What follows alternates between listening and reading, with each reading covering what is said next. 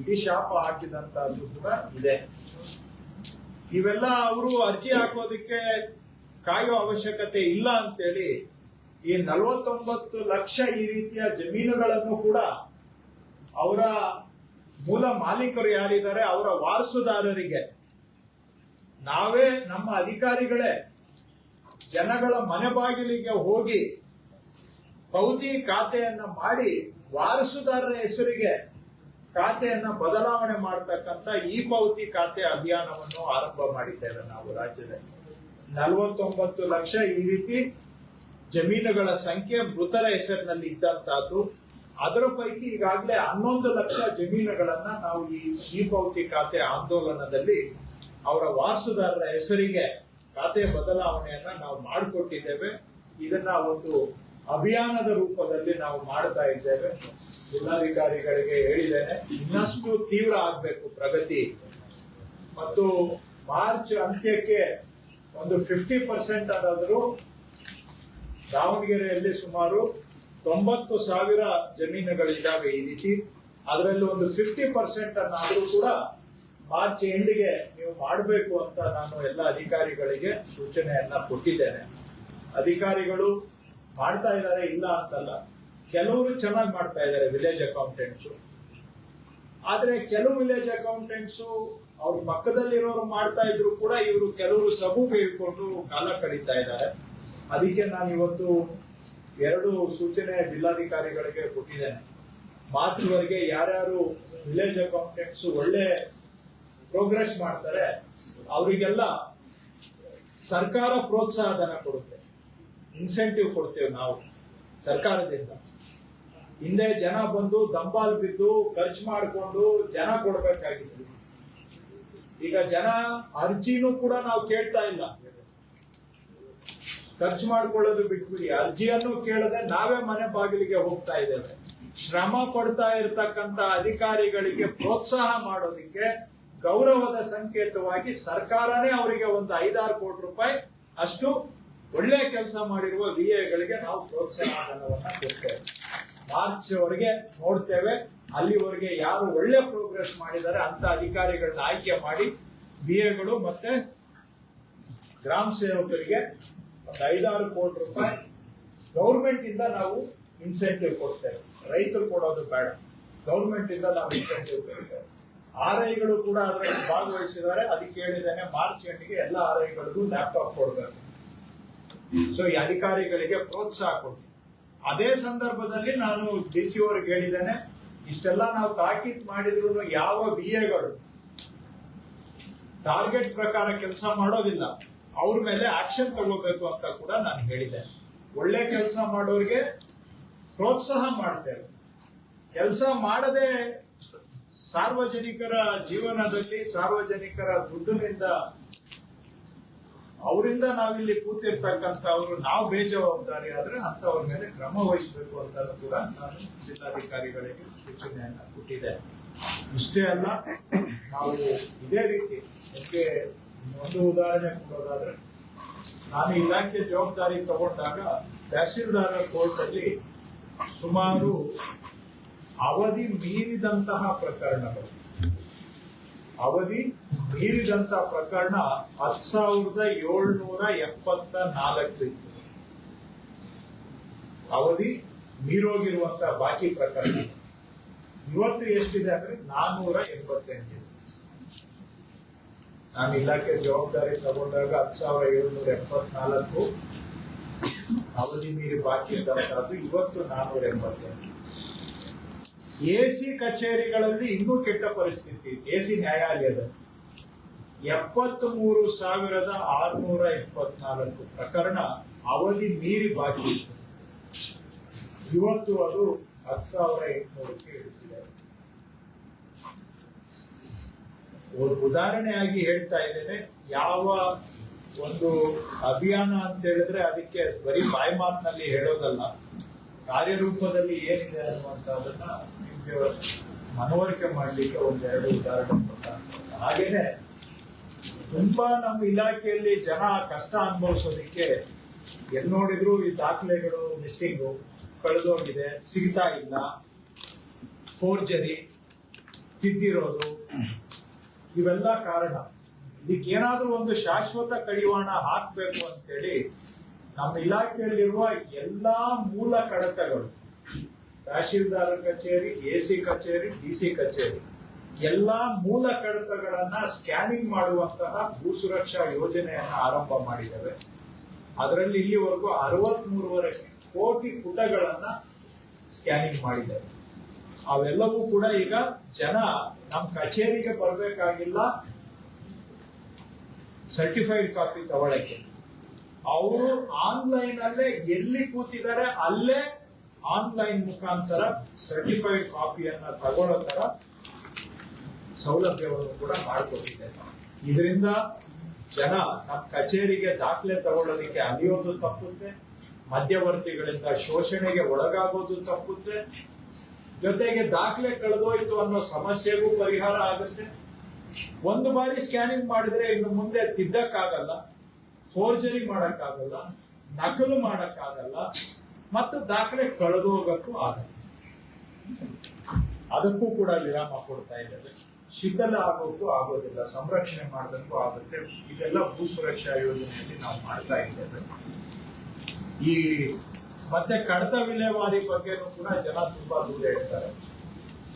ನಾವು ಎಷ್ಟು ಬಾರಿ ಅರ್ಜಿ ಕೊಟ್ಟರು ನಮ್ ಕಡತ ಕಳೆದು ಹೋಗುತ್ತೆ ಅಂತ ಹೇಳಿ, ಅಥವಾ ಬೇಕಾದವ್ರದ್ದು ಮೂವ್ ಆಗುತ್ತೆ, ನಮ್ದು ಮೂವ್ ಆಗೋದಿಲ್ಲ ಅಂತೇಳಿ. ಅದಕ್ಕೆ ಈಗ ಕಂಪಲ್ಸರಿಯಾಗಿ ಎಲ್ಲರೂ ಕೂಡ ಇ ಆಫೀಸ್ ಅನ್ನ ಬಳಕೆ ಮಾಡಬೇಕು ಅಂತ ಕಡ್ಡಾಯ ಮಾಡಿದ್ದೇನೆ. ಈಗ ಆಲ್ರೆಡಿ 95% ನಮ್ಮ ಇಲಾಖೆಯಲ್ಲಿ ಇ ಆಫೀಸ್ಗೆ ಶಿಫ್ಟ್ ಆಗಿದ್ದಾರೆ. ಕೆಲವರಿಗೆ ವೈಫೈ ಕನೆಕ್ಟಿವಿಟಿ ಅದು ಇದು ಇಶ್ಯೂಸ್ ಇದೆ.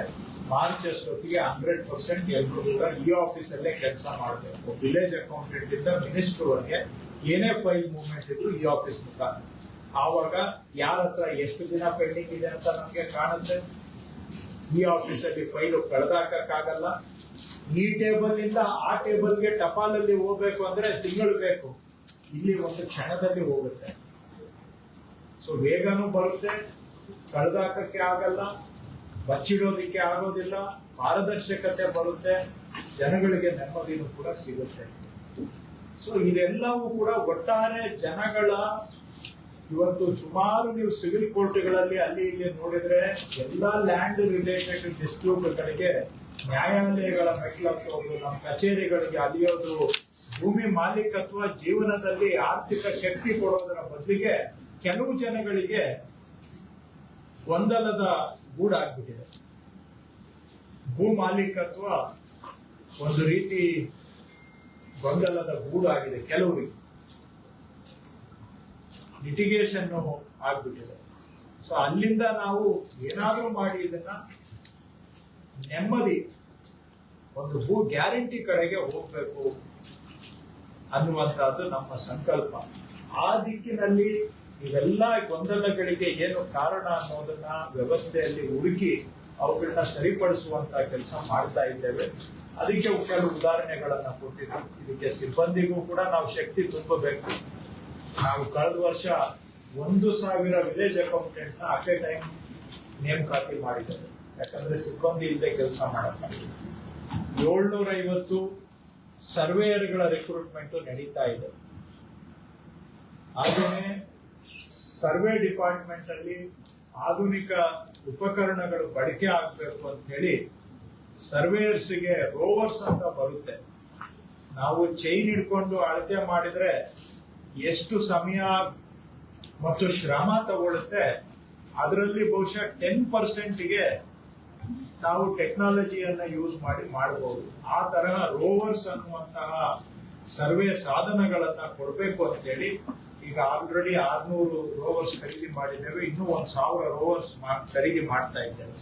ಇದರಿಂದ ಇರೋ ಸರ್ವೇಯರ್ಸ್ ಕೆಲಸ ಅವ್ರಿಗೆ ಕಮ್ಮಿ ಶ್ರಮದಲ್ಲಿ, ಕಡಿಮೆ ಒತ್ತಡದಲ್ಲಿ ಡಬಲ್ಗಿಂತ ಹೆಚ್ಚು ಟ್ರಿಪಲ್ ಕೆಲಸ ಮಾಡಬಹುದು.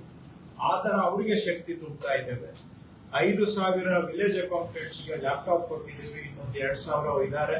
ಎಲ್ಲ ವಿಲೇಜ್ ಅಕೌಂಟೆಂಟ್ಸ್ಗೆ RI-ಗಳಿಗೆ ಇನ್ನು ಮಾರ್ಚ್ 8 ಒಳಗಡೆ ಲ್ಯಾಪ್ಟಾಪ್ ಕೊಟ್ಟು ಅವರು ಕೂಡ ಹೊಸ ತಂತ್ರಜ್ಞಾನವನ್ನ ಬಳಸಿ ಕೆಲಸ ಮಾಡೋದ್ರ ಮುಖಾಂತರ ಅವರ ಮೇಲಿನ ಕೆಲಸದ ಒತ್ತಡವನ್ನ ಕಡಿಮೆ ಮಾಡ್ತಾ ಇದ್ದೇವೆ. ವಿಲೇಜ್ ಅಕೌಂಟೆಂಟ್ಗಳಿಗೆ ಆಫೀಸೇ ಇರಲಿಲ್ಲ. ಆಫೀಸೇ ಇರಲಿಲ್ಲ. ಒಂದು 7,850 ವಿಲೇಜ್ ಅಕೌಂಟೆಂಟ್ಸ್ ಇದ್ದಾರೆ, ಅಲ್ಲ 8,345 ವಿಲೇಜ್ ಅಕೌಂಟೆಂಟ್ ಇದ್ದಾರೆ.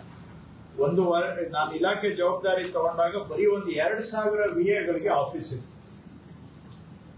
ಈಗ 8,345 ಪೈಕಿ 7,850 ವಿಲೇಜ್ ಅಕೌಂಟೆಂಟ್ಸ್ಗೆ ಆಫೀಸ್ ಮಾಡಿಕೊಟ್ಟಿದ್ದಾರೆ RDPR ನವರ ಸಹಕಾರದಿಂದ. ಅಲ್ಲೇ ಗ್ರಾಮ ಪಂಚಾಯಿತಿಯಲ್ಲೇ ವಿಲೇಜ್ ಅಕೌಂಟೆಂಟ್ಗೆ ಆಫೀಸು ಆಗಿದೆ.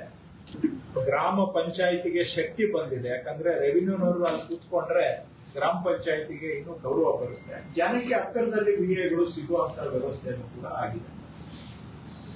ಸೊ ಹಿಂದೆ 2,000 ಇತ್ತು, ಈಗ 7,850 ಕಡೆ ಅವ್ರಿಗೆ ಕಚೇರಿಗಳನ್ನ ನಾವು ಮಾಡಿಕೊಟ್ಟಿದ್ದೇವೆ. ಈ ರೀತಿಯಾಗಿ ಇಲಾಖೆಗೆ ಶಕ್ತಿ ತುಂಬಿ ಇನ್ನಷ್ಟು ಜನಪರವಾಗಿ ಕೆಲಸ ಮಾಡುವಂತ ಪ್ರಯತ್ನವನ್ನ ನಾವು ಮಾಡ್ತಾ ಇದ್ದೇವೆ.